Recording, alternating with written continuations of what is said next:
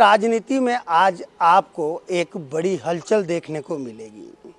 लाडपुरा विधानसभा seat से भवानी सिंह राजावत 3 बार MLA रहे।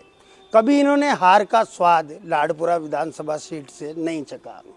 फिर भी पिछली बार इनका टिकट काटकर कल्पना देवी को यहां से चुनाव लड़ाया गया और बीजेपी ने लगातार चौथी बार जीत हासिल करी। मगर इस बार भवानी सिंह राजावत मन बना चुके हैं कि कहीं ना कहीं जनता के हित के लिए मुझे आगे आना होगा। भवानी सिंह राजावत हमारे साथ हैं।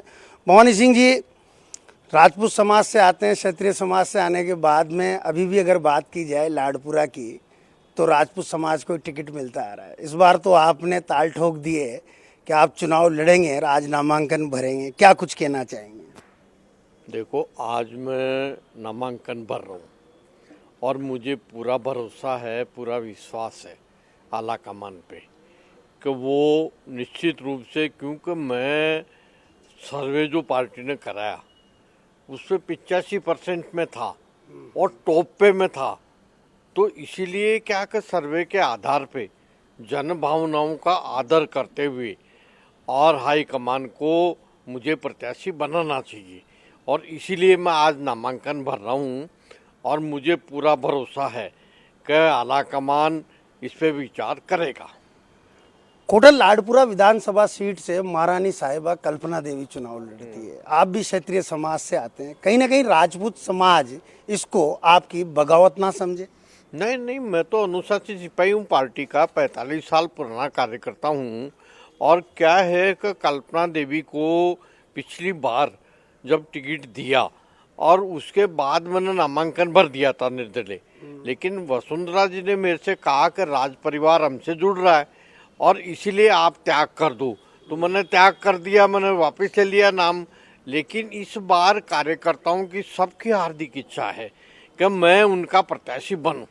लाडपुरा विधानसभा सीट से अभी भाजपा ने प्रत्याशी घोषित नहीं किया गया है, फिर भी आप नामांकन भरने पधार रहे हैं, तो कहीं चिंता नहीं है। देखो, मुहूर्त का समय है और इसलिए मैं मुहूर्त से नामांकन दाखिल कर रहा हूँ, लेकिन हाई कमान पे मुझे पूरा भरोसा है कि हाई कमान इस पर विचार करेगा। भवानी सिंह साहब, सबसे बड़ी बात ये है, नामांकन भरने के बाद भी आला कमान वसुंधरा राजे जी आपसे आग्रह करती है कि आपको एक बार फिर त्याग करना है। इस स्थिति में क्या होगा, क्योंकि जनता लगातार जुड़ाव की बात कर रही है। हाँ। देखो, मैं पिछली बार तो वसुंधरा जी के आदेश को मैंने मान लिया, लेकिन इस बार क्या है कि उसने कल्पना देवी ने पूरे लाडपुरा विधानसभा क्षेत्र को राजमहलों में कैद कर दिया। जनता के बीच में वो जाना तो दूर, कार्यकर्ताओं के बीच में भी नहीं गई, तो इसीलिए कार्यकर्ताओं की दुर्दशा मेरे से नहीं देखी जा रही और इसीलिए मैं नामांकन भर रहा हूँ। देखिए साहब, ये भवानी सिंह राजावत हैं, इन्होंने हमेशा जमीन पर संघर्ष करते हुए ये हमें दिखाई दिए। आम जनता की लड़ाई इन्होंने बेखूबी लड़ी। कई बार इनको जेल भी जाना पड़ा और कई बार सड़कों पर पुलिस के साथ हाथापाई भी करनी पड़ी।